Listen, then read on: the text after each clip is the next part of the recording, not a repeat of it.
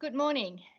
Well, let me begin by acknowledging the traditional custodians of various lands that we are meeting today. And I'm at UNSW Sydney, so I'd like to acknowledge the Bedigal people and pay my respect to their elders, past and present. I extend that respect to Aboriginal and Torres Strait Islander peoples here today. My name is Rosamal, and I'm a professor of chemical engineering at UNSW and a co-director of AIC Training Center for the Global Hydrogen Economy. Welcome to day 3 of the 4th Energy Future Conference. Joining me in co-chairing this session is Justin Javanen, which we call her JJ. So JJ is the CEO of UNSW Energy Institute. So the first speaker for this morning's session is Dr. Alan Finkel. Alan Finkel is a neuroscientist. He's an engineer and entrepreneur, and I know that he's very passionate with also STEM education. He was Australia's chief scientist from 2016 to 2020, and during which time he led the National Electricity Market Review, which is known as the Finkel Review. He led the development of the National Hydrogen Strategy, which is why we are here today. And he led the panel that advised the Australian government on the 2020 Low Emission Technology Roadmap. He is currently chair of STAR Education, chair of the Australian Government's Technology Investment Advisory Council, and a special advisor to the Australian government on low emission technologies. Well, I'm not sure whether you remember, Alan, in 2016, I attended a luncheon event, which you are the speaker, and it was organized by ATSE, Australian Academy of Technology and Engineering, that was in Sydney. I think the title of your speech was Aiming for Electric Planet. And you told us that one of your first actions in being appointed as Australia Chief Scientist was to buy an electric car. So I'm very curious to learn what type of car you are driving now. So over to you, Alan. Thank you. Rose, thank you so much for those kind words of introduction. And the answer to your question is that I did. I bought a Tesla back in 2015 and had it delivered to Canberra for those 5 years. And now, as soon as we come out of lockdown, I'm waiting for Toyota to deliver a Toyota Mirai, which is a pure hydrogen-powered car.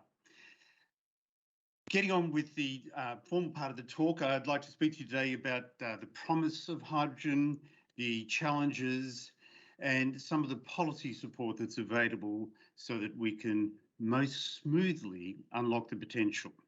Now, you all know why we're doing this. The problem is very clear.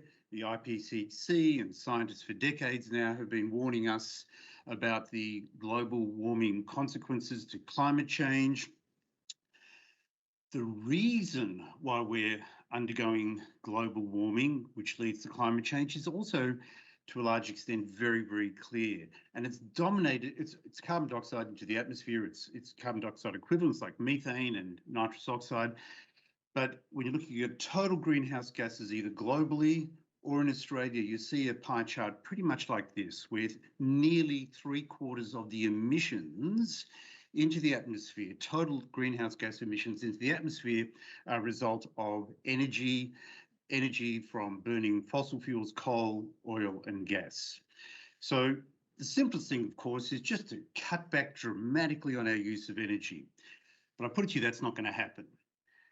Can we eliminate it? So think about our modern civilization. If you took away medicine, we didn't have modern medicine. You don't have to go far. That's a picture from the Enlightenment era, only 150 years ago. If you went back 150 years ago, it's as if medicine didn't exist. If you took away modern education, you'd go back further to the medieval era, about 1,000 years ago. But if you take away our managed energy supply, it's literally back to the Stone Age for us. So we're not going to achieve the cutbacks we need on emissions simply by dramatically reducing energy supply demand. In fact, it'll go the other way as people emerge from poverty. Now, if you look at the history of the modern energy supply, it starts around about 250 years ago, where we went from just using wood and cow manure and things like that, peat and scrapings to create a fire, to the use of coal, the use of coal in abundance transformed our society, and hence we have the term the Industrial Revolution. It gave us a high-density, transportable, manageable fuel. Then, about 120 years ago, turn of the previous century, 1900, they discovered abundant, cheap oil. And interestingly, that didn't mean that coal became obsolete. What it meant is we had a second big manageable source of energy in our system. And yes, the balance between what coal was used for and what oil was used for shifted, but we continued to increasingly use massive quantities of coal and added into that massive quantities of oil. And then in the 1950s, around the world, we started discovering natural gas, and we started using that for lighting, for heating, for electricity generation. But it didn't mean that coal was pushed aside. It didn't mean that we no longer used oil. It meant that we were using the original sources of around the world of wood and manure, but also lots and lots of coal, lots and lots of oil, and lots of gas. The consequence of that is that we had massive greenhouse gas, particularly carbon dioxide emissions, and we're paying the price for that. It helped our civilization to advance enormously, but we have to do something about it.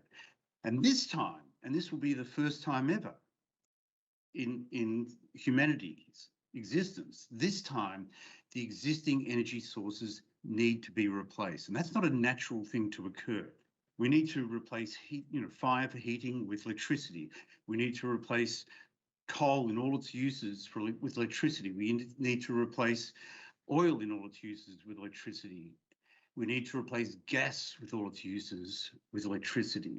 And I put it to you, that will not happen naturally. It started, we've got lots of solar and lots of wind, but it only happened because of government intervention. The chances of a zero emissions electricity revolution to replace oil, coal and gas is about as likely as natural evolution giving you a multicolored zebra.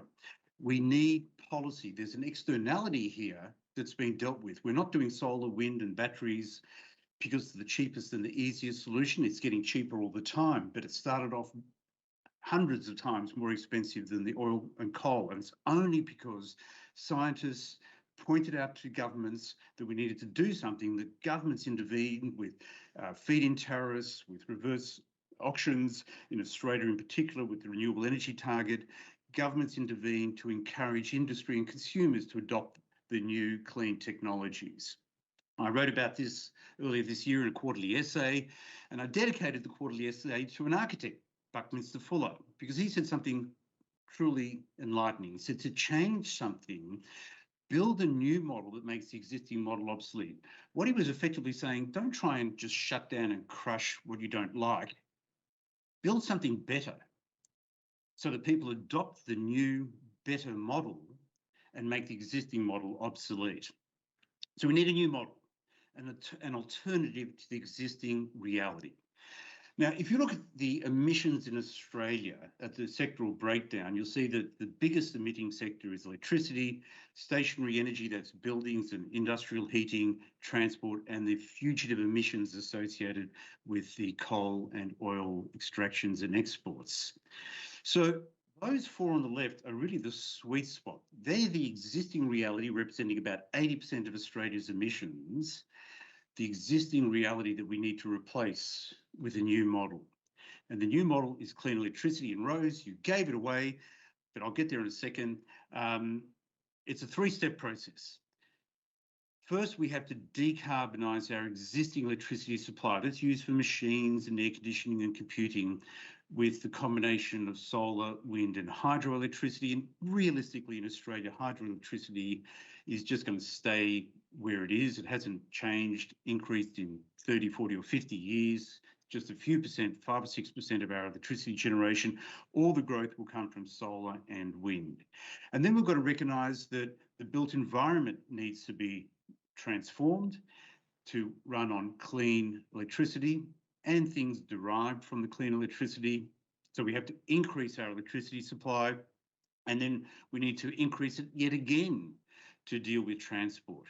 Now, those three steps won't happen sequentially. Effectively, they'll all happen at the same time, and we'll have clean electricity powering everything, and that's where we get the electric planet. So all of our primary energy will come from electricity, but electrons, they're not always the most convenient. Mostly they are. 85% perhaps of all the end use of energy will be delivered as electrons called electricity. But sometimes you need a high density fuel or you need molecules for chemical industries, but we don't want to use oil and gas or coal. So we need to create something from that electricity or otherwise source it. So enter stage left, the hero, hydrogen that can be used for heating, hot water, building heating, industrial high temperature heating, hydrogen that can be used for industrial purposes such as steel making, hydrogen that can be used not so much for light vehicles, but for heavy duty vehicles like trains and trucks and ships and one day long distance aeroplanes.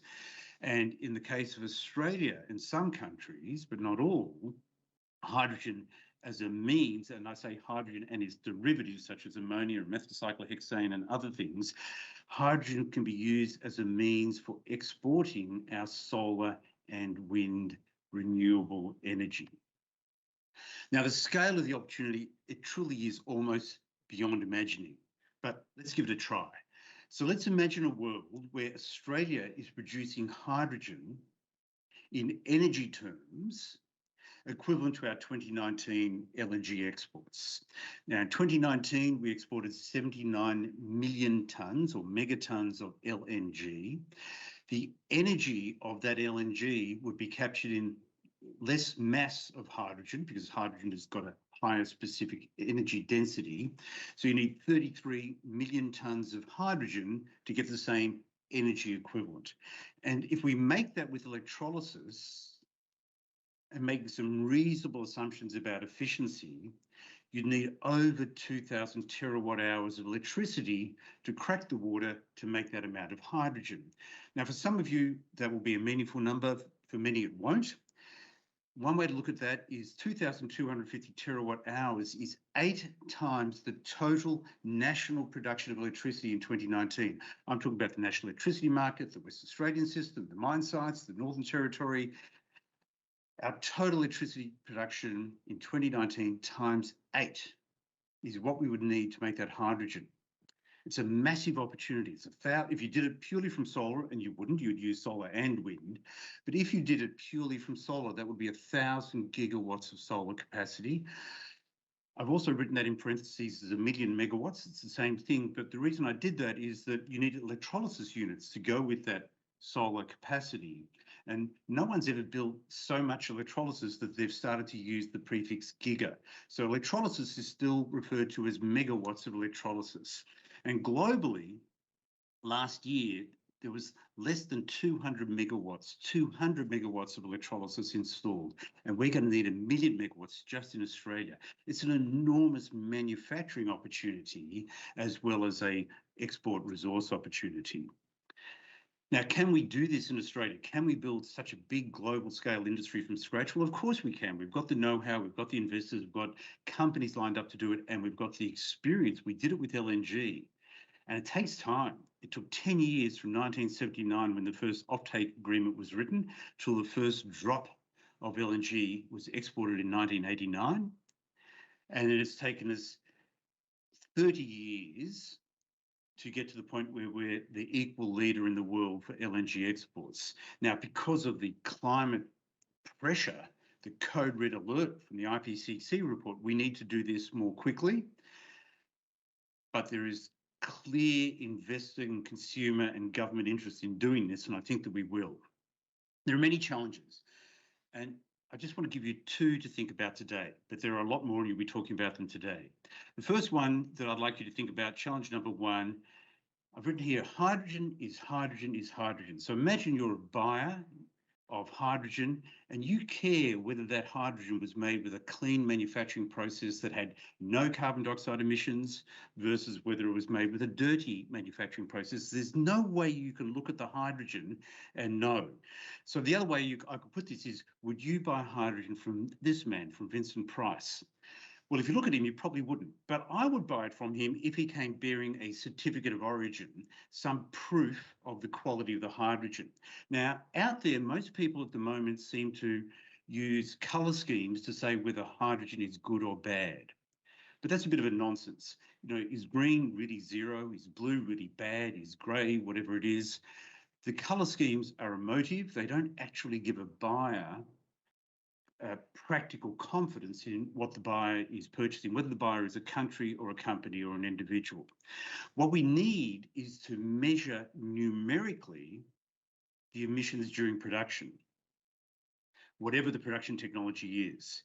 And how we do that has to be verified by an internationally accepted certification scheme. And the Australian government and other governments are aware of that. So that picture that I've got there is from a recently released document from the IPHE, the International Partnership for the Hydrogen Economy, where there's a task force looking at the methodology for determining these greenhouse gas emissions during hydrogen production. And Australia, with France and the US, is leading this certification effort. And we have a domestic scheme, which is equivalent to the draft international scheme, being finalised. It's been through open consultation, and now it's being finalised by the Clean Energy Regulator. So this is a really important aspect of having a trusted international hydrogen trade. And I should point out that the scheme is not just looking at the manufacturing side, it's a well-to-gate scheme. So you could call that life cycle analysis, or specifically if you were making hydrogen from, say, a steam methane reforming pathway, you'd be looking at the upstream emissions of methane as well as the production process and the carbon capture and storage. The second challenge is the one that I speak about so often. It's the lack of balance between pent-up supply and pent-up demand. At the moment, the interest in supply far exceeds what I see as the investment in demand, and we have to do something about that. And there are many things that we can do. We can start using hydrogen for long duration storage as we bring solar and wind into the electricity system here and internationally. We can start using more and more hydrogen for heavy duty transport. It takes time, but it's happening already, of course. Hydrogen has many industry applications in steelmaking, ammonia production, and fertilizer production, and hydrogen can be used for replacing the natural gas in our distributed gas system and for export. So let me look at some examples of those 5 demand opportunities, just very, very quickly racing through them. On backup and generation, the first thing you need if we're going to do long duration storage and electricity regeneration to complement batteries as we go to a high penetration solar and wind is you need storage. And that worries me because I don't see a lot of discussion about practical storage solutions of large volumes. One that's just come up recently in Australia is a startup company called Ardent that has got some very clever ideas about drilling incredibly wide bore shafts into the ground and building in place a 500-ton storage container. And their partner, Abergeldy, has expertise in drilling vertical mine shafts. So I think that there's some real potential there. Lavo, which is a Newcastle-based New South Wales company, really captured the world's imagination by storm earlier this year. And they're doing a single package of storage into a metal hydride and recreational regeneration of electricity with an inbuilt fuel cell. Example of transport, the shipping industry, the International Maritime Organization is committed to decarbonising, and the seemingly preferred way of doing that is using clean ammonia made from clean hydrogen in the existing but modified gigantic diesel engines. In industry, there's opportunity to use hydrogen to replace the carbon in metallurgical coal for steel making. So the blast furnaces will go and be replaced with a direct reduction of iron device. Industry will use more and more hydrogen, clean hydrogen, to make ammonia and ideally replace the existing use of high emissions ammonia with clean hydrogen or green hydrogen. Andrew Forrest and Fortescue are very vocally and with great determination intending to do that. And an example of gas blending in Western Sydney, Gemini is planning to put up to 10% into a number of hundreds of houses over the next few months or year. Export, the real challenge there is what is the means of carrying the hydrogen. The simplest conceptually is to liquefy it. And there's a picture of the Suisso Frontier, a ship that was built and launched in 2019. I think it's still the only liquefied hydrogen carrier ship. It's a Kawasaki Heavy Industries ship. But then, of course, you can convert the hydrogen to ammonia purely to carry it to the destination, or where you would then reconvert it back to hydrogen or use it as ammonia. And there are hundreds of ships already available that can carry ammonia. Another way is to take toluene and hydrogenate it and turn it into methyl cyclohexane. And then when you remove the hydrogen, bring the toluene back, and there's hundreds or maybe thousands of petroleum tankers that can do that. And a recently suggested one, it's only a suggestion at this stage, but it's got its international design certification. It's from a Western Australian company called Global Energy Ventures, which really is, the principle is they can utilise the bulk volume of the ship more easily just by putting in giant compressed hydrogen tanks. So even though the density per litre is much lower than liquefied, they're carrying several thousand tonnes of hydrogen in each shipment if they go ahead. Lots of different ways of doing it. If you're carrying it as ammonia and you split it at the other end, you get a gas that's a mixture of nitrogen and hydrogen. You need to separate out the hydrogen. The CSIRO has a metal membrane technology based on vanadium and palladium for doing that. Lots of interesting opportunities. That map, I won't go through the details at all, but shows that there are dozens of significant projects underway in Australia, all the way through from operating or from concept through to operating. One of the particular export advantages we have in Australia is our position on the surface of the Earth. That circle, called a Valery-Pieris circle, is fascinating because it encompasses 50% of the world's population. And there it is, sitting on the Western Australian coast with easy sea access from Australia to the big population centres in Southeast Asia.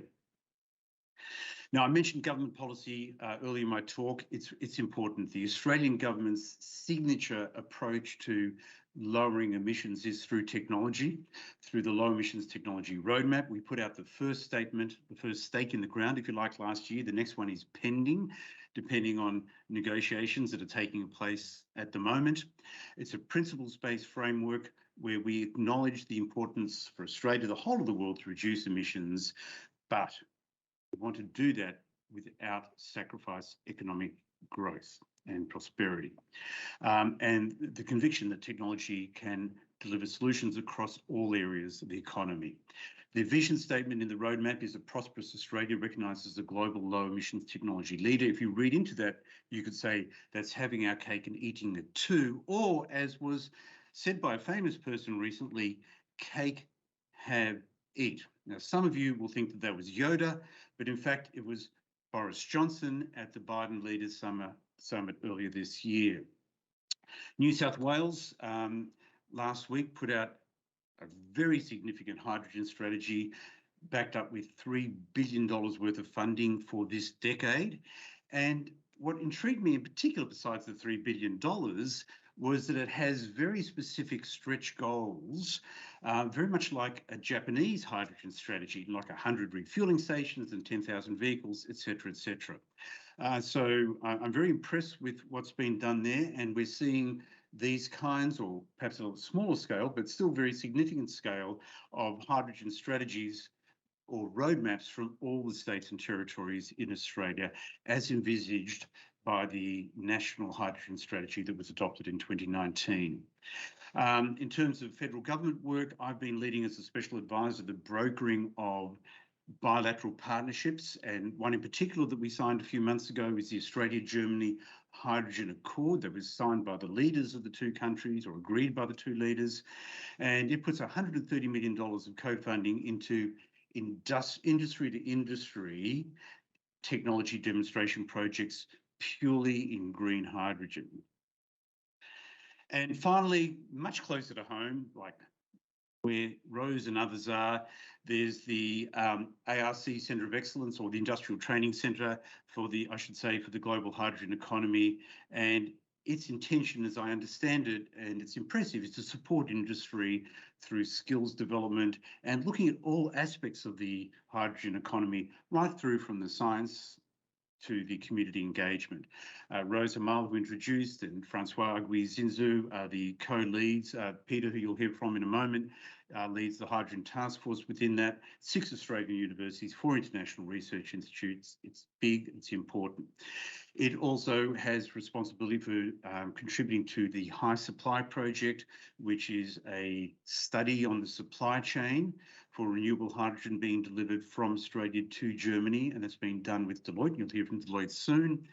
And then to some extent, it's responsible, or maybe just through Rose, for delivering the New South Wales P2X, the Power-to-X Industry Pre-Feasibility Study, because there are always going to be hard to abate industries for which electricity won't be directly applicable, to which ammonia and hydrogen won't be directly applicable. We might need synthetic methanol and other hydrocarbons made from carbon dioxide and clean hydrogen to fulfill those needs.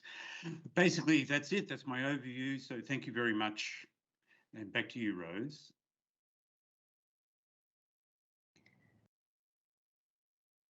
Thank you very much. Very insightful talk. As one of the experts in this space, it's we're very grateful to have a shared perspective this morning. And the job at hand is not supplementing our energy sources, as you said, but replacing them. And the scale of the opportunity, as you said, is almost beyond imagining. So I like the fact that you said that it's all about having our cake and eating it too. And it's also lovely that you mentioned so many of the speakers that are coming up over the course of this morning and later today, and that you also mentioned the Larvo hydrogen battery unit, because it's got UNSW's IP embedded in it. And thank you also for staying with us to hear the other speakers and being available to answer questions at the end of this session. I'm sure that our audience members are already posting their questions into the online function. Now I'm going to introduce John O'Brien. Mr. John O'Brien is Senior Partner at Financial Advisory at Deloitte, and he joined there in 2018 as a Financial Advisory Partner. He's got more than 20 years of experience in Australian and Asian clean energy technology sectors, and he provides strategic guidance to governments, to private sector operators, and to large energy consumers and investors on decarbonisation, on the energy transition, and environmental technology. So his key expertise includes technology assessment, project development, project financing, risk and opportunity assessment, commercial analysis, financial analysis. He established Australian Clean Tech in 2007, a corporate advisory firm, and has published a couple of books on the opportunities of the transition to a low carbon economy. Thank you very much for joining us, John. Thanks, JJ, and great to be here, and thanks, Alan. Fantastic overview of what the opportunity is, and great to see you as well, Rose, and really enjoying the work we're doing on high supply, and so thank you for the opportunity to work with you on that. So it's the opportunity is massive, as Alan has clearly set out, and it's then a question of sort of how do we move forward, and the work we do is really around thinking through the economics of projects and strategies, and from everything from country perspective. So we worked closely with Alan on the national hydrogen strategy and some of the modelling for that, and through to sort of individual projects. Some of the work we are doing is at the moment working with the NortH2 consortium in the North Sea, where they're looking at taking offshore wind and having dedicated hydrogen pipelines all over Northwest Europe, for instance, and then looking more close to home to working with the New South Wales government, or working on some specific projects with some of the entrepreneurs who were mentioned earlier. And I think one of the key things is that there is so much supply, and it is I've had so many conversations with companies that have a field somewhere in Australia, and are saying we've got a hydrogen project. All we need to do is just build it, and then I think we're going to make a lot of money. And the challenge is the demand. Who's going to buy it? Where are they going to buy it? And what are they going to pay for it? And how do you make something economic? So that's a lot of the work that we do. And we've kind of look around, and this all I think is fairly consistent with where Alan was in his numbers there. But sort of just looking at a high level, how do we make no regrets decisions, and how do we look at multiple applications? And one of the concepts, and I'll take sort of go through this in a minute. One of the concepts is really how do we have different use cases all coming from the same production, and how do we use those at different times and at different price points, and how do we sort of build up that concept that we can actually make a commercial project. And if you look at sort of what the near-term applications are, and again, sort of consistent with what Alan was saying around sort of feedstocks for ammonia and methanol, where is hydrogen currently used? And I think that the interesting bit of that, and we do a lot of work across decarbonisation more broadly, is thinking through when are the supply chains going to require carbon neutral products. So we've done work with the iron ore industry and the steel industry, but also the beer industry, and there's very different drivers. But when will, for instance, the first carbon neutral electric vehicle run off the production line at, say, BMW in Germany? And what does that mean for the iron ore that we dig out of the mine site in WA? And how do we get it all the way through that supply chain as carbon neutral? So when do we reckon the first carbon neutral electric vehicle will come off the production line? I reckon it's in the next maybe 4 or 5 years. I think we will see something. When is the first carbon neutral office block going to be opened in New York or London or Dubai? Maybe that's at the end of this decade. So those supply chains, parts of those supply chains will change. So when is the demand for carbon neutral ammonia and methanol going to happen? And we're starting to see maybe some of that. But that is a use for hydrogen currently. And when those supply chains start changing and the demand is there, then green hydrogen will be feeding into that. So that's a sort of an easy way of feeding in hydrogen when it's ready. The key thing there is that it's already been using hydrogen. So there's no capital cost. It's just replacing one sort of hydrogen with another sort of hydrogen, which makes life a lot easier. Heavy transport is also getting pretty close to being economic over diesel. And the problem with electrifying heavy transport is the quantity of the batteries that you need. So we've done a lot of modelling recently on things like mine trucks and long distance haulage and that type of thing. So we're actually looking at buses and coaches at the moment. And there's certainly applications where the range it gets higher and the loads get heavier, and the economics start stacking up. And the battery electric vehicles are probably not catching up quite as quickly. We've worked with companies such as Hyzon out of the US who are sort of developing really interesting trucks, fuel cell trucks, which are starting to come to market. So we do see those as quite near-term opportunities, all of them. Commercial readiness is pretty much there. Technology readiness is mostly there for some of them. There's a bit to do there. Looking into the medium term, it's where can we not decarbonize using electricity? Going back to Alan's point, and it is around steel and aluminium and sort of shipping, certainly aviation. I'll come back to aviation. There's some challenges there, I think, but that's the opportunities that will have to use hydrogen if there are no other ways of doing it. They're not economic yet, but there will be demand for those areas. In terms of aviation, and I think along with I think your next update to the technology statement is, Alan, is coming the Bioenergy Roadmap, which is long awaited. And that will talk a little bit about sustainable aviation fuels, and hopefully we'll see that as a growing industry. And I think In the medium term, we will see sustainable aviation fuels providing the solution, decarbonised solution for aviation. I do think maybe it's going to take 15 or 20 years, but we will do long haul hydrogen-fired generation after that. Longer term, so from the economics point of view, the long-term storage is actually pretty tricky from what we've seen and the modelling we've done. It's technology is actually not that hard in some ways. There's some details that need to be worked through, and the economics also for high thermal applications is really not very strong at this stage and where we're at in the development side. But the key thing is making sure that we keep options open and we don't make any regrets along the way.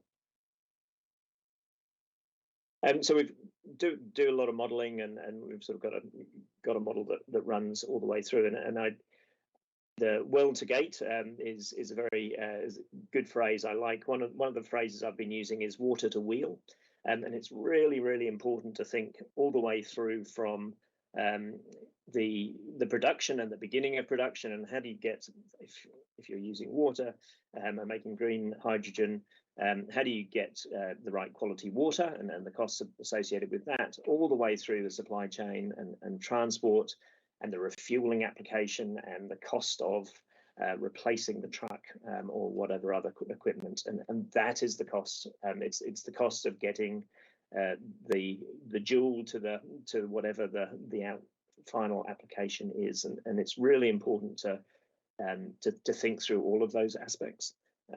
There's a lot of chat around just the production cost, and the production cost is a major part, but you have to think through the whole supply chain, and that's, I think, a really critical part of where we look at the economics. There's lots of ways of cutting this, and there's a chart there of what's the levelized cost of hydrogen compared to other fuels, fossil fuels, using a PEM electrolyzer. There are lots of assumptions in these, and it depends massively on location, on your assumptions on price path for the technology, and various other things. But we do see that there are clear crossovers with the incumbent fuels coming, and some earlier than later. So if we sort of looking at diesel and petrol, it's crossing over, not that far away under some circumstances, and this is under a particular scenario of cost price path. I think the important part of that is there's this is just the cost of the fuel, so that there are other costs. There's also a lot of sunk costs in terms of the equipment that's there, and so you're not going to throw away a truck even if it costs you a little bit more to run for a little while, maybe.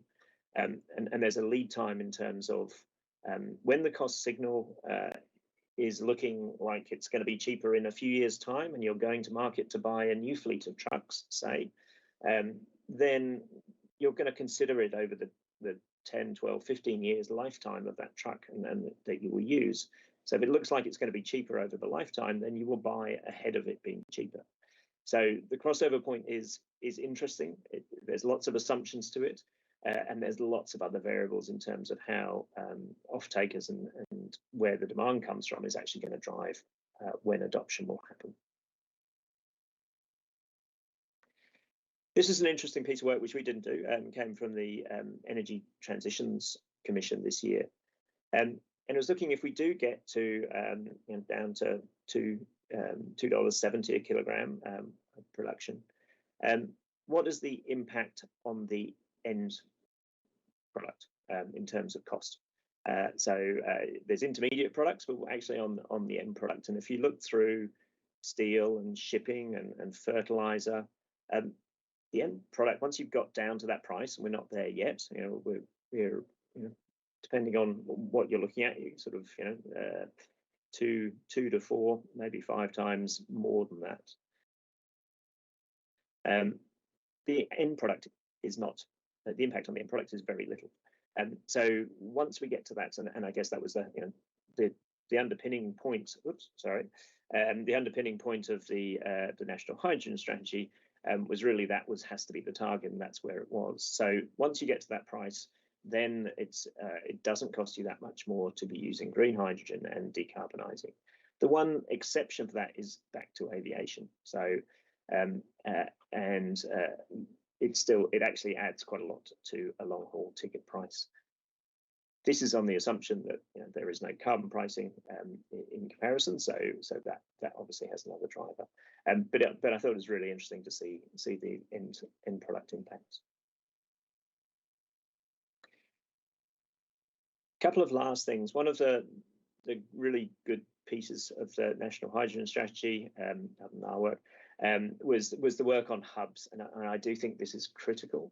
And as I was saying at the beginning, to have hubs where you've got multiple users who will take hydrogen at different price points at different times and for different uses. So you might have haulage trucks will pay the most maybe at the moment, so that's great, but then they don't take hydrogen 100% of the time. So you then may have an ammonia plant and a steel plant would be great. And the backup actually is that you're blending into the gas network, which the economics of is not great on its own. There's other drivers for why pipeline owners want to decarbonize their pipes.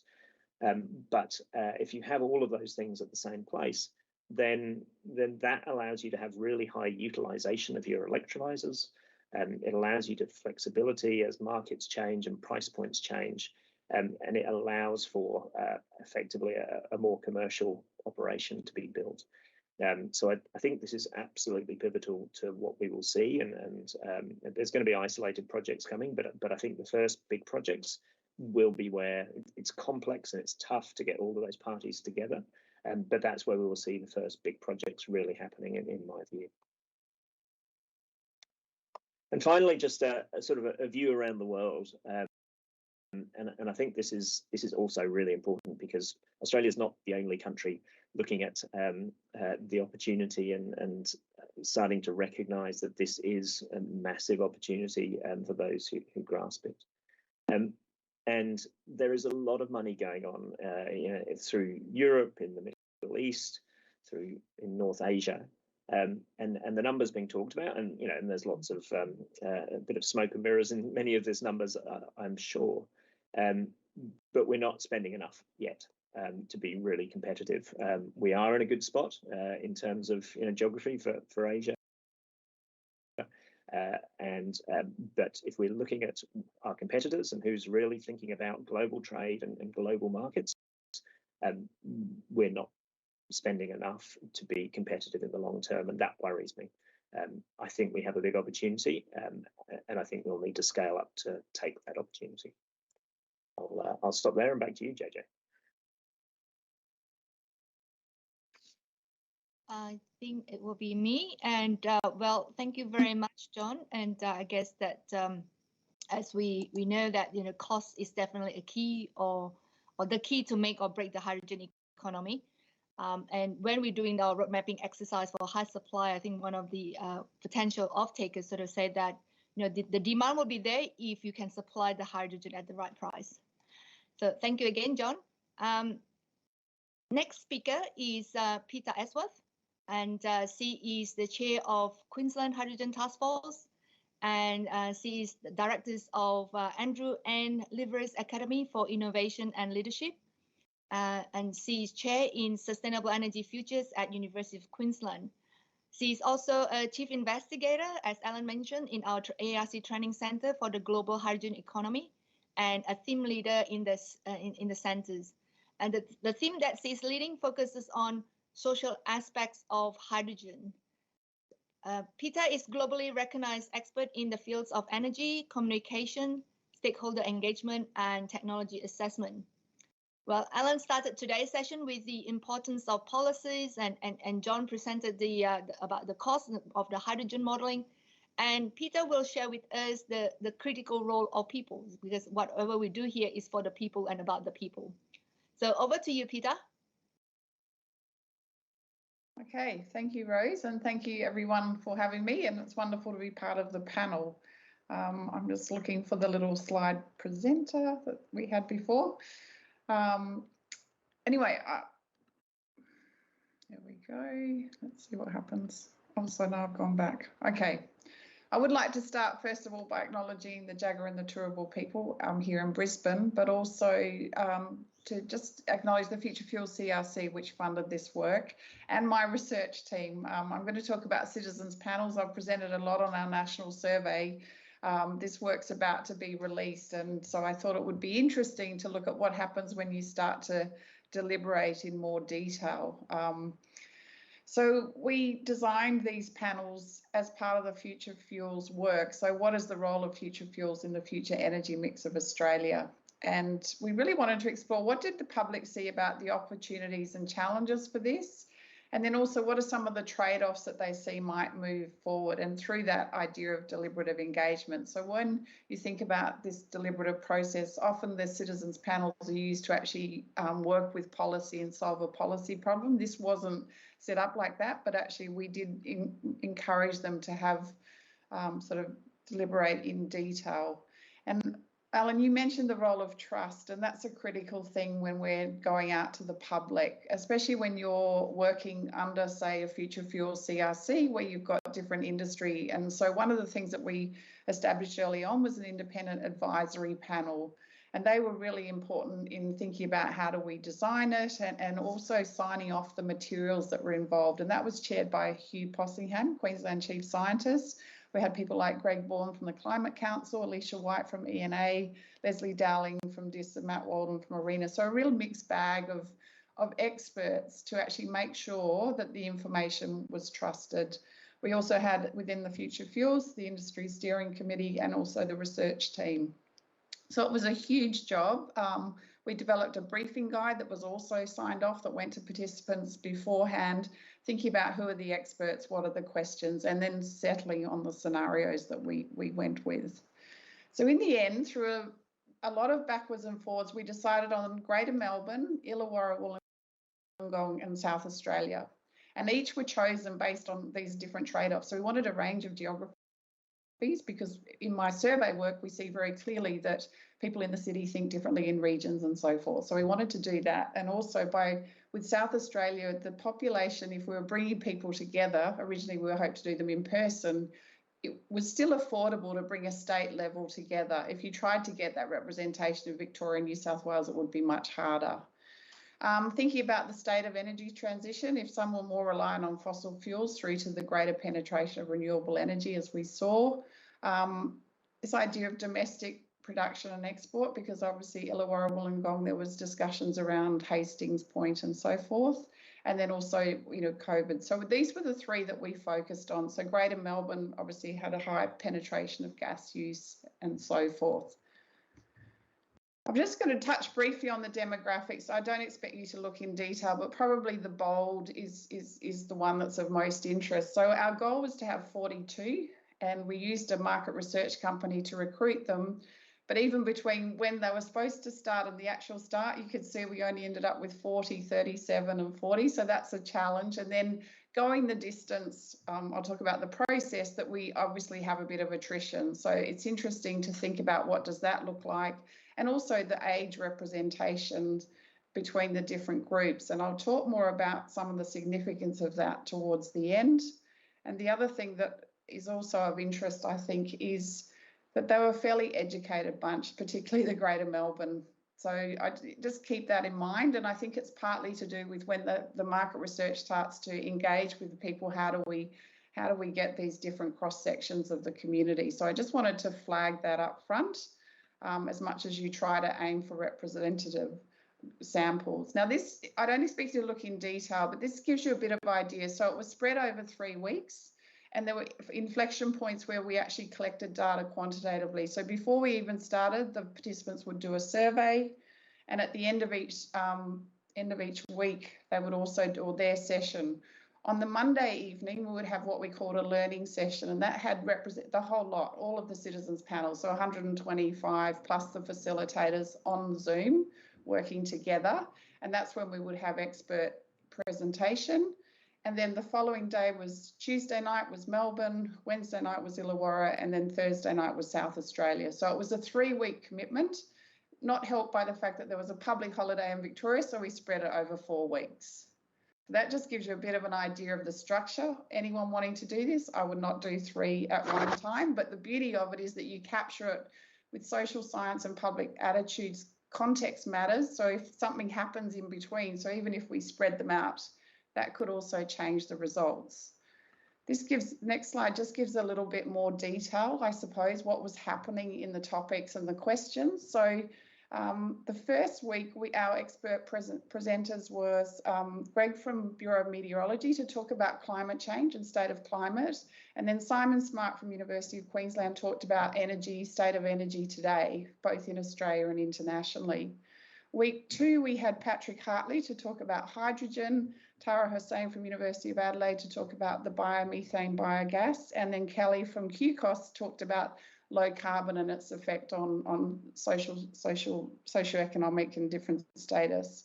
And then the last deliberation, we had Frontier Economics talk about 2 future fuels pathways, or the pathways of all electric, or one with future fuels, I should say. Greg Bourne talked about the trade-off and challenges. Paul Gleeson gave a utility case study, which sort of got to that hard to abate that we've heard a little bit about. And Nikki Willen talked about energy vulnerability. So as I said, those presentations were signed off by an independent advisory panel. And then there was a range of questions, and it's much too detailed for you to, to read here, but things like in the first, what do you value about the current energy system? What are the aspects that you might like to change? And what are the principles that you think should guide the pathway forward? We did some more work on that. What do you believe the opportunities and challenges for future fuels? What are the considerings we need to do now? So really getting them to engage in this process. And so you'd have these ideas of using Zoom. People could go into very small breakout groups. We have a facilitator and use Google Docs to record all of the discussions. So you can imagine there's a lot of data that we're working through. This just gives you a bit of a snapshot of one of the nights. We did have permission, so everyone on board, and a mixture of UQ and obviously the panels. I mean, it really is lovely. I think the relationship that you build up over that time and get to know everyone, and everyone helping each other as we went online. So I'm just going to touch on some of the results. So this one starts off with Greater Melbourne. What were the aspects of the energy system that they valued most? And, readily available energy, reliability, affordability is an interesting one, but for most they were thought it was. The utilisation of smart technologies. These are just some of the things that came through. So I think what always encourages me is, the ability of the public to sort of share their insights and grapple with some of these challenges. Now, what we've done here is when it was similar, that represents grey, yellow, gives us sort of a new idea that's come through. So at Illawarra, one of the things that they talked about was the economic benefits, obviously some similarity, and then a slight nuance around the diversity of choice in providers. So these are just some of the themes that arose across all of the discussion. If you think about 35 on a Wednesday, breaking out into their groups to answer these questions. And then for South Australia. So I think what this starts to do, though, is points out that, we're not a one-size-fits-all when we talk about the public, and we have to be very cognizant of that. And I think we see that both in government policies, but also what's happening. So for South Australia, the availability of solar energy and battery storage, quality of service and service providers were things that came through as being new. But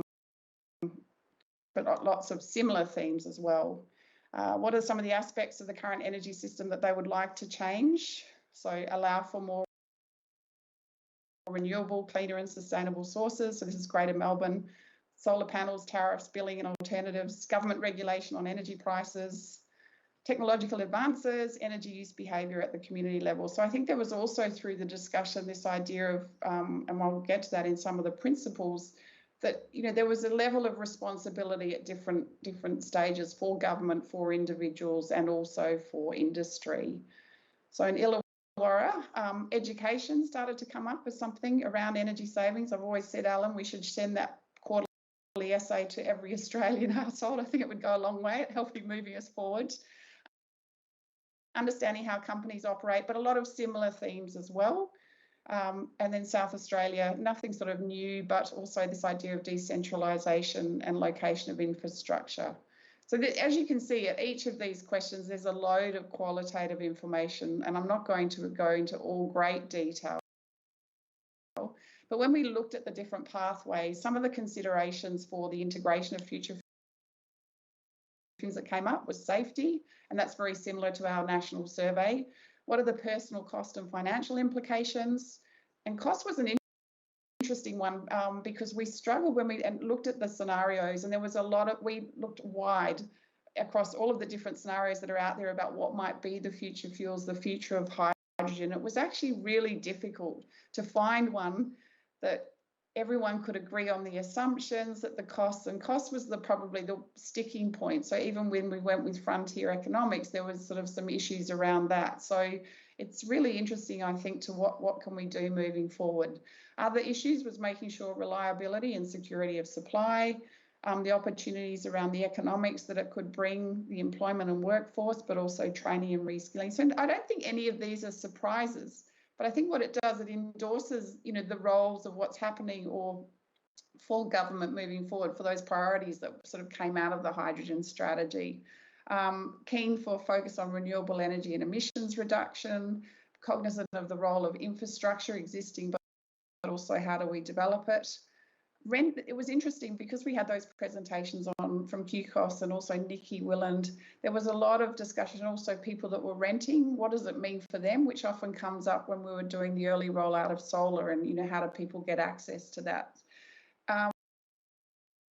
There was a lot around communication of this, and also the science that's going behind it, and also a recognition that the need to invest in R&D, which I guess John, elements. So I think it's really fascinating when you sit down and start to deliberate how the public sort of wrap their heads around this.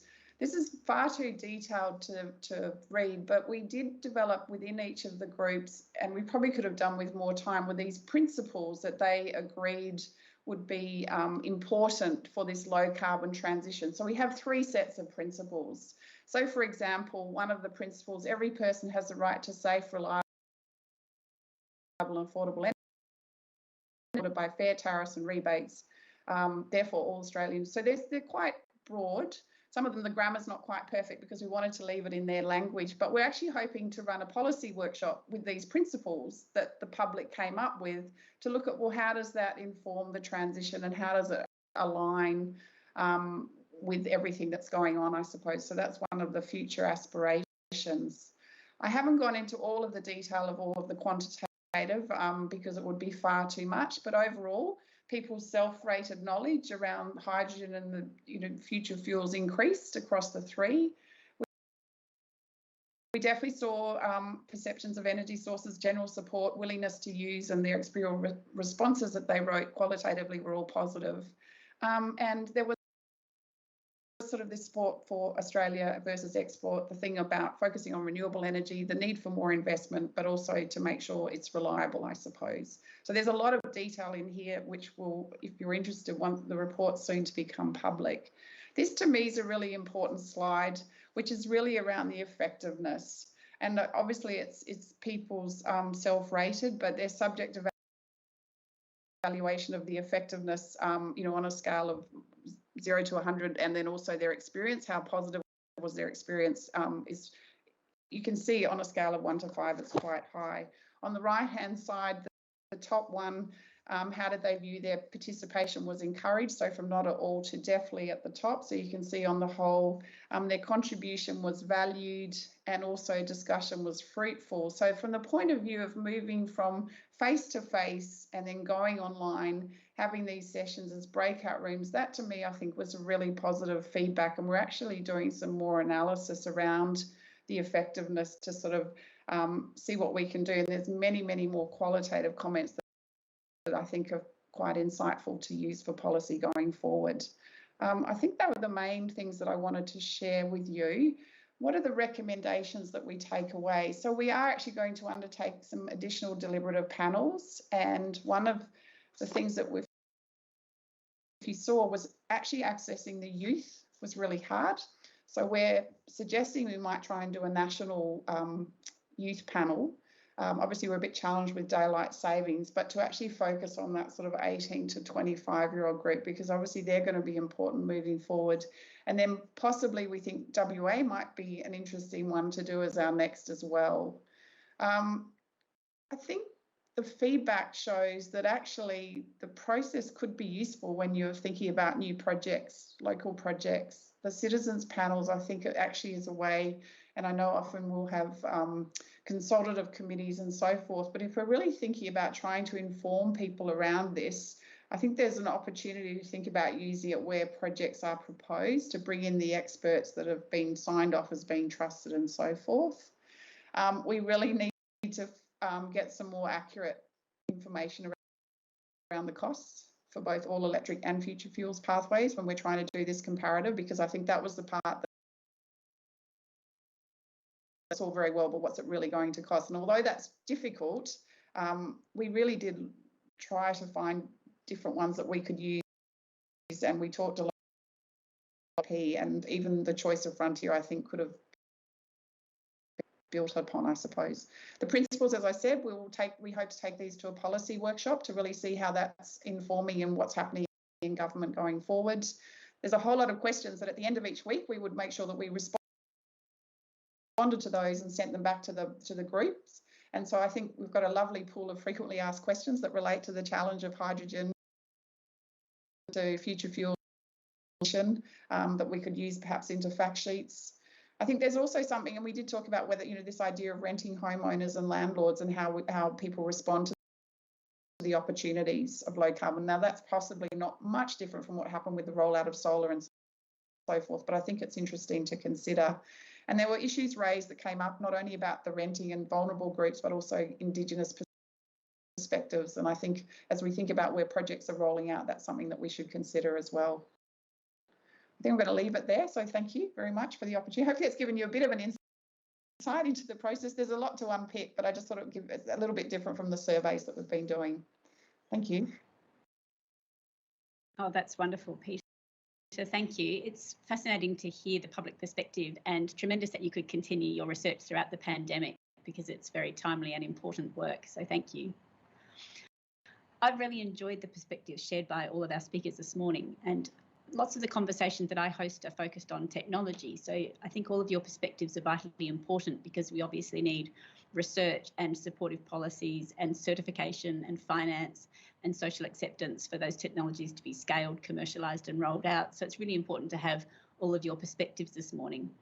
We've had an absolute barrage of questions coming in through the chat. And so we've got time for, I think, 15 minutes worth of questions. And we'll try and get through as many as we possibly can. And I'll start off with one about incumbency and existing infrastructure. And this one was posted for Alan. As we transition towards an electrified grid, do you see natural gas playing a long-term role? And would that be in distributed sources such as domestic cooking and heating or other things? And so how long are we kind of going to be with our existing gas infrastructure, and how long will it be useful for?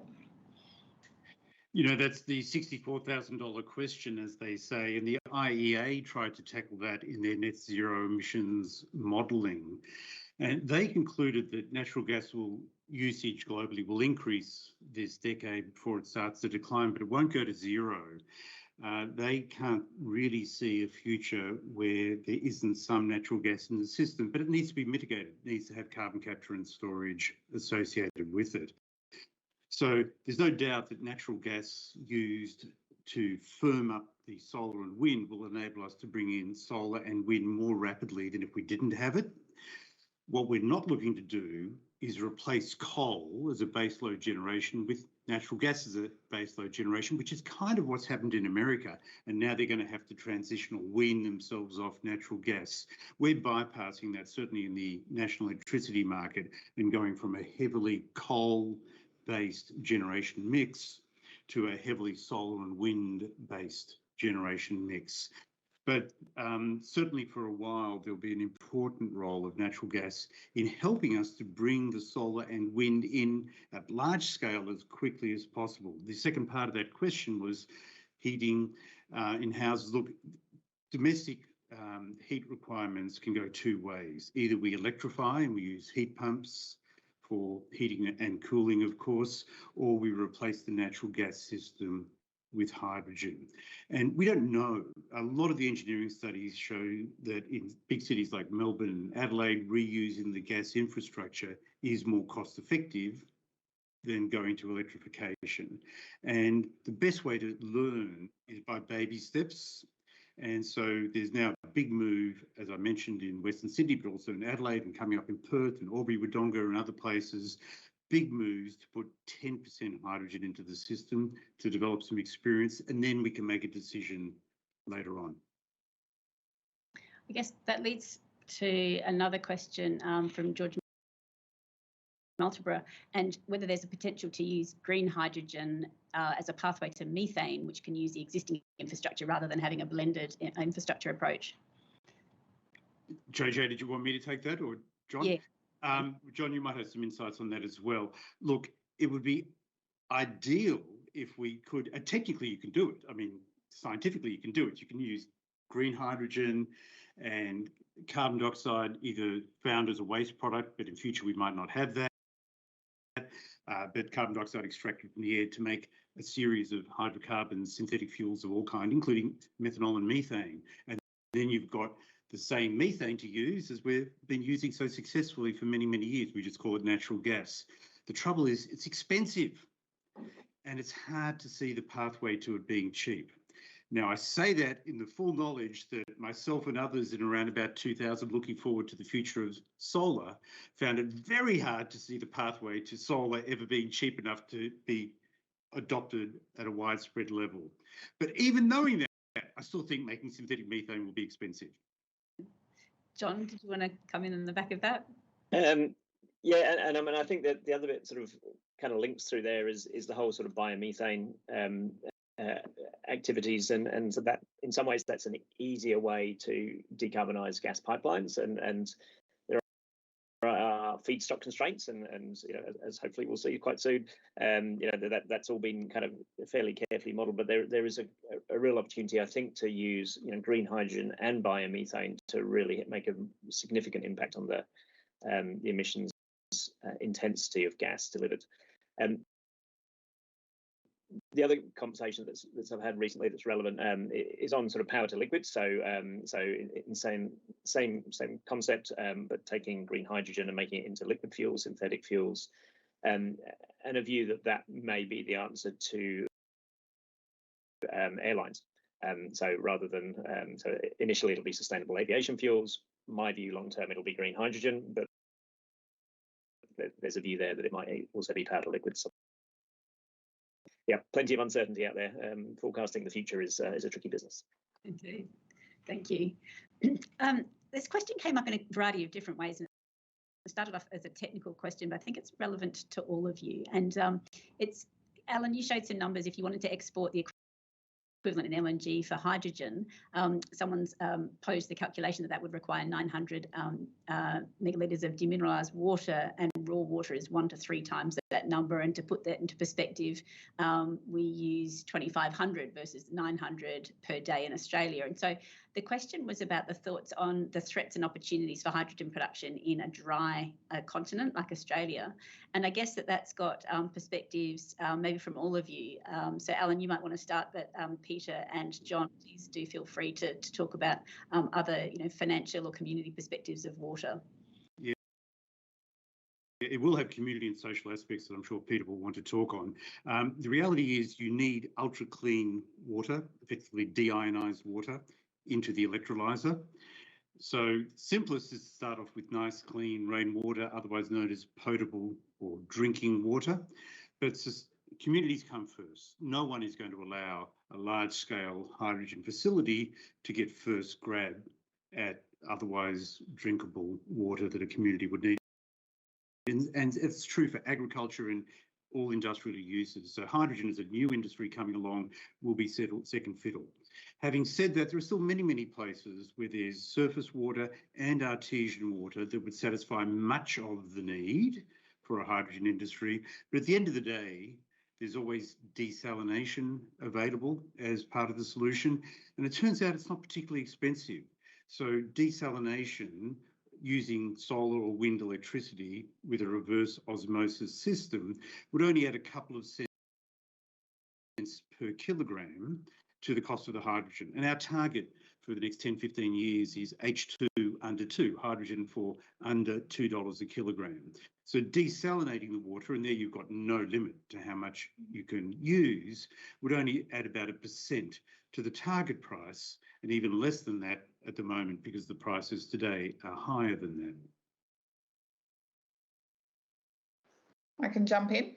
Should I? Yeah, yes. I mean, obviously, water is a critical issue. Even when we started those first workshops that were funded by ARENA back in 2018, water came up. You know, what are we doing? Sending all our water as export and so forth. So, I think for all of them, though, it's all about these competing uses and how we manage that, which is why it's so critical, because not only just water but also land as well. And I talk often around the fact that, you know, farmers that are cattle farmers don't necessarily want their solar and on solar next to them and so forth.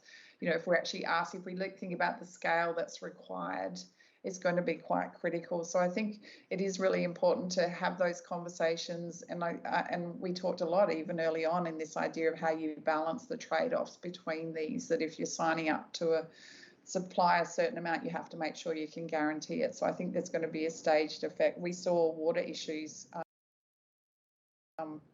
even arise with unconventional gas when that first started, because I think, and it is interesting from the point of view of locals, you know, having to buy in tank water. I know in the Western Downs area that once the gas companies came in and were using water, the price of water went up exponentially, even for householders. They're having to buy it in. When it used to cost them $50 a tank, it went to $500.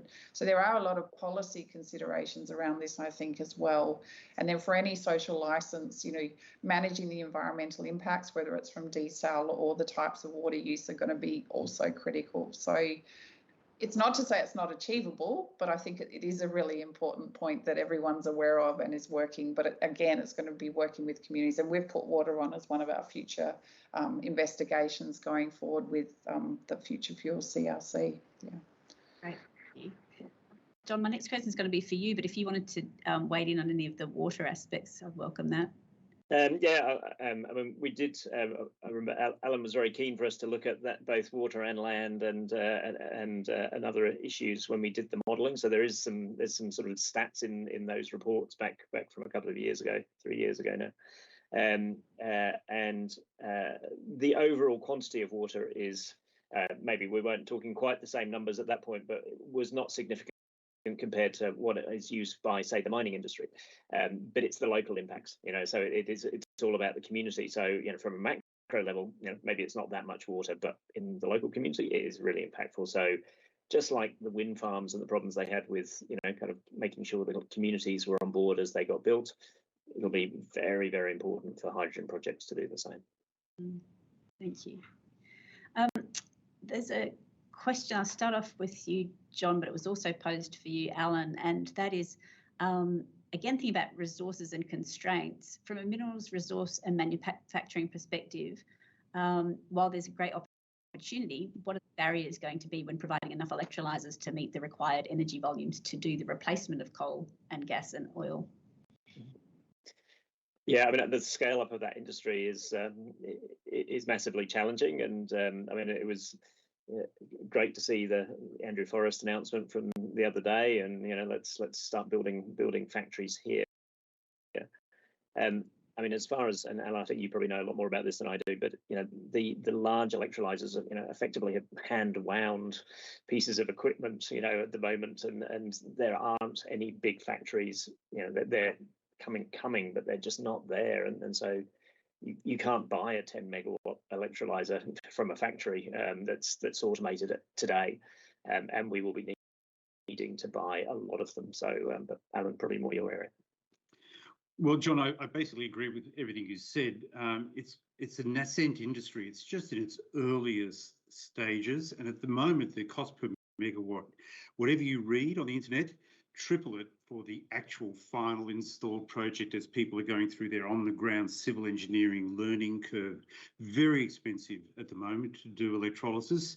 But as I said, the numbers are tiny compared to where we need to be. So the big challenges are diversity of supply. We don't want to be in a position where all electrolyzers are made in one country. We need a number of low-cost sources, and we also should be making some of them here. I agree. It's great that Andrew Forrest and Fortescue Future Industries do have that vision of making electrolyzers here. The other thing is the industry's got to get into modular thinking. At the moment, every electrolyzer is somewhat unique, every brand. Whereas if you look at solar panels, the solar panel you have on your roof is the same as the solar panels in a 500 megawatt farm. It's just that there they're using hundreds of thousands of them. So they get the economies of scale. So the electrolyzer industry has to, in my opinion, move towards modular manufacturing, where they just design the manufacturing issues out of it up front, and then they just cookie cutter manufacture at low cost. Typically, you'd expect the module to be a 40-foot container. It just goes out on site, and if it's a 10 megawatt electrolyzer in a 40-foot container and you want a gigawatt, you put 100 of them in. But we're nowhere near that at the moment. And is that the biggest lever of change for driving the cost down, do you think, of all of the different things that could be done? Do you think it's that, or is it something else? And that's for Alan and John both. I think it's modularisation. A lot of people will say it's efficiency, but we're near the efficiency limit. So basically, the electrolyzers are, say, 70% efficient, but the maximum you can get to is 83% in terms of taking the electrical energy and turning it into chemical energy in the hydrogen. So yes, we want to improve that, but that's not going to be the breakthrough on price. It's going to come from manufacturing engineering. And I think thinking sort of back to the solar panels is, yes, absolutely, scale. How do we have massive factories automated, quality controlled? And there's also a massive bit of kind of logistics and project development where we're seeing, so even as panels were coming down, what we were seeing in terms of the experience of how do you build a large solar farm over the first few, the cost for the construction cost dropped, I know, by about, sort of to 25% of where it was for the first couple, just because partly maybe the builders were not building in quite so much fat because they knew what they were doing but just the experience of how do we do the logistics and build this thing quickly and fast and sensibly and to work.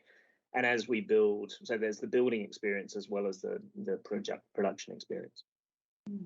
Thank you. So, John, you said that we're not spending enough yet as a country, and I know that at the federal level, those numbers, as you sort of said, they might be a bit of a mixed bag, and certainly some of the state announcements more recently have pushed those numbers up. But what level do you think we should be spending as a country? Well, I'm sure Alan's going to sort that out for us, so we're in good hands. I don't know. I mean, there's two. So there's another aspect of this as well, of whether the export industry is actually going to really materialise. So I do think we're going to have a really strong domestic industry, and I think we need to really focus on that, and that has to be our priority to make sure that we're using as much sensibly as we can in Australia in an economic way. My kind of doubts on the export industry is there will be some. I have no doubts about that. But whether it gets to the scale is, if you're Japan and Korea, which has been the sort of the focus of lots of the conversation, it's all been, oh great, we'll just sort of put ammonia on a boat and we'll send it over to Japan and they'll spend lots of money. Eventually they'll actually do offshore wind and produce their own hydrogen. So why would they be shipping potentially depending on what the costs and the economics work out at. So there's a risk to the export sector, I think, on that. So the sort of the massive scale up, there's two races here. What do we need to do that's economically efficient for Australia and our domestic sector and to build that? And then do we want to be in the global race for the really big game, which may be there and may not be quite as big as it could be. To do, and then they're very different numbers, So I think we need to scale up a fair bit to do the first one, and if we really want to play big globally, it's gonna, it's a factor of 10 plus. So, Peter, what do you think community perception is of public spending in this space? And a sort of maybe a related question, thinking about the last federal election and campaign message Do you think there might be any changes in opinions or viewpoints from the public over the past couple of years, and how that might play out at the next election? It's an interesting question. When we went through with those, say, the citizens' powers, the deliberation, there was a lot of discussion around there should be more investment in R&D and those sorts of things, and people were on board with seeing the opportunities and thinking about what the economic benefits and increased export could bring, and also, but it was always not at the expense of domestic, because of the sort of legacy concerns around gas prices and domestic. So I think generally they were encouraging and seeing that it was important. I think it's always interesting when you actually take the time and, I mean, it's my bent from being, the role of engagement is that this importance of trying to bring the public along with the education side of things. And we know that that's not a one size fits all. And for many, even when I started years ago in CSIRO, people just said, we're all too busy just trying to feed our kids and get through the day. Can't you just tell us what we have to do? Hence, bring on quarterly essay, Alan. I'll give it a plug. In that way, which is why we wrote the CSIRO Energy Saving Handbook, is to help people. How do they do that? From the point of view of politics, there's been, if you think about what's happened, when we do a national survey, the numbers have always sat that most people are very concerned about climate, up to about 60 or 70. It's definitely here. And, I've been doing these since 2006. So, a long time. And there's a small group of the deniers and, the sort of, but I think also what's happened is you think about the bushfires and the significant weather events that have actually. Although we move beyond that, I mean, I talk about, Slovak talks about psychic numbing, how we can sort of very quickly forget. I think there are some things here where we've started to see much broader. And what's going on, I guess, internationally and so forth, I think there's got to be some movement in that way. So, I mean, I'm always an optimist, and I do believe that, things are going to move in that direction, and there's lots of ways to do it. And especially if we see the difference between what's happening in state government policy and federal, we're moving in that direction, and that's the exciting thing, I think. Yeah. Thank you. Look, I could do this all day and would love to, but sadly we're out of time. And thank you, all of you, Alan, John and Peter, for your perspectives and your responses to the audience questions.